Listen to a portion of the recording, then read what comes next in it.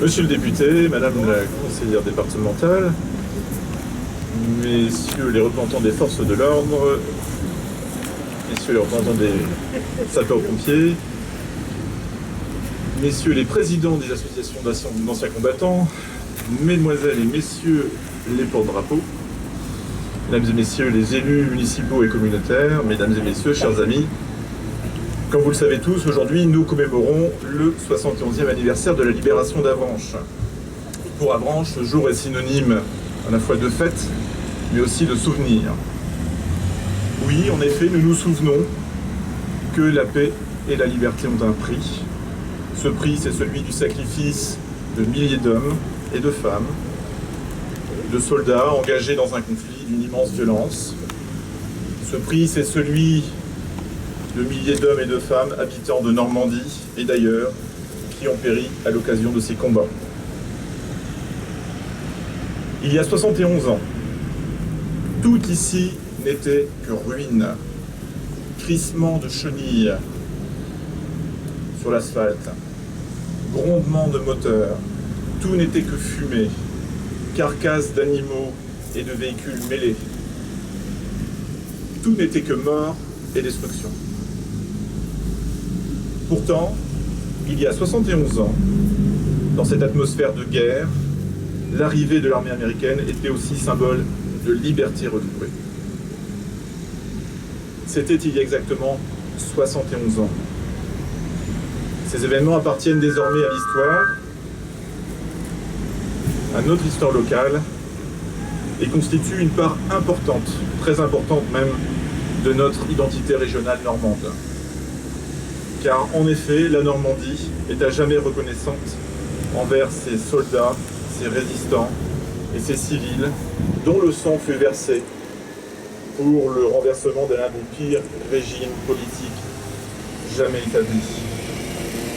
Alors aujourd'hui, je souhaiterais rendre hommage, un hommage un peu particulier, à 4 figures avranchinaises qui ont participé à cette libération, à leur manière.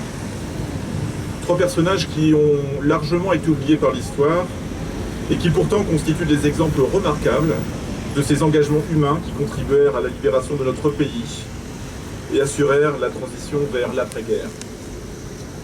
Tout d'abord, je souhaiterais rendre hommage à Edmond Laquer. Edmond Laquer qui fut nommé maire d'Avranches en 1944 par le gouvernement provisoire du général de Gaulle. Il était vétérinaire à Avranches et c'est lui qui eut la lourde mission d'assurer la transition démocratique à Avranches et de remettre sur les rails l'administration municipale après les 3 années d'exercice du conseil municipal installé par le régime de Vichy. C'est un homme discret, tout autant qu'efficace. C'est lui qui a accueilli le général de Gaulle en septembre 1944 à Avranches, et c'est lui encore qui, sur les ruines encore fumantes de notre ville, eut la lourde charge de tourner la page d'une histoire douloureuse. Hommage aussi à Gilles Duménil-Dos, qui traversa les Pyrénées en avril 1942, qui connut la captivité en Espagne pendant 1 an, avant d'atteindre le Maroc en juillet 1943, d'où il gagna la Grande-Bretagne pour intégrer le 3e régiment de parachutistes du SAS. Il fut parachuté le 13 août 1944 avec son unité, unité de 7 hommes, en Saône-et-Loire, à l'occasion d'une opération spéciale, puis participa à la libération d'Autun.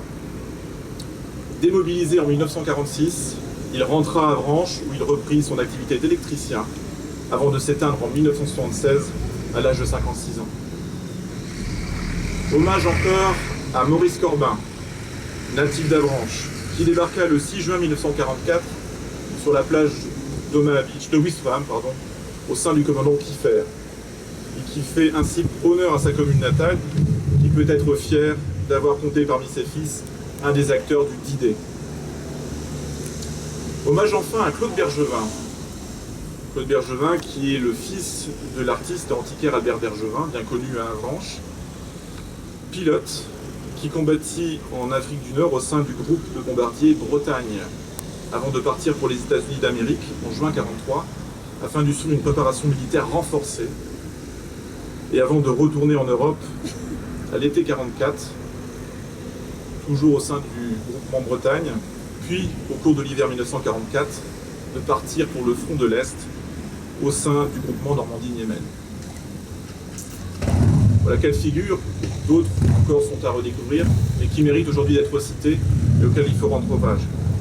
Bientôt, je l'espère, ces figures de notre histoire locale seront honorées au sein de notre hôtel de ville, où leur nom et le récit de leurs engagements respectifs seront apposés sur les murs de notre maison commune, afin de ne pas oublier leur valeur exemplaire, la valeur exemplaire de leur engagement au service de la paix et de la liberté.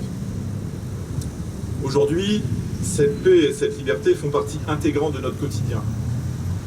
Cette paix et cette liberté sont une composante normale de nos vies, car le plus bel héritage de cette libération que nous célébrons aujourd'hui, c'est à coup sûr notre présent, paisible et libre.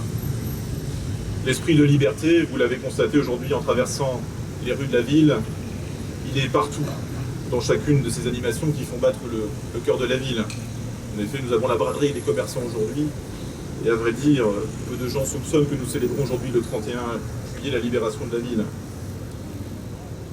Je pense aussi à ces animations qui ont lieu ici et là, le repas de quartier à l'Hivernière, dimanche la Poly Normande, toutes ces manifestations qui sont possibles parce que précisément, nous vivons dans un état libre et paisible.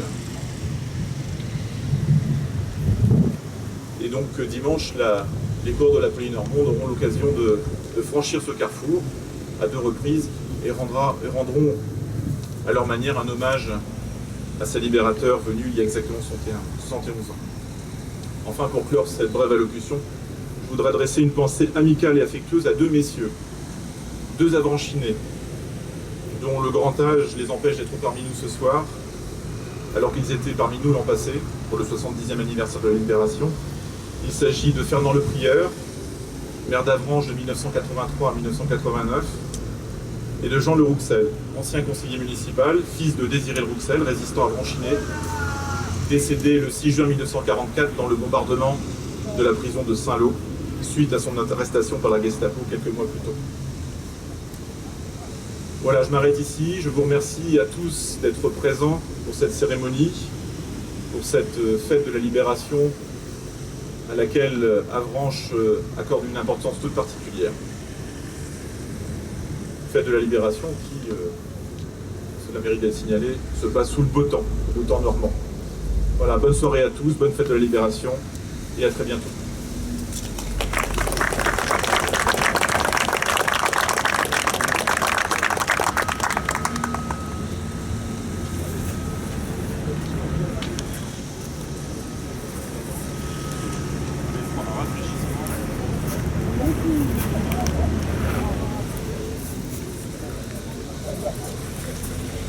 Thank you.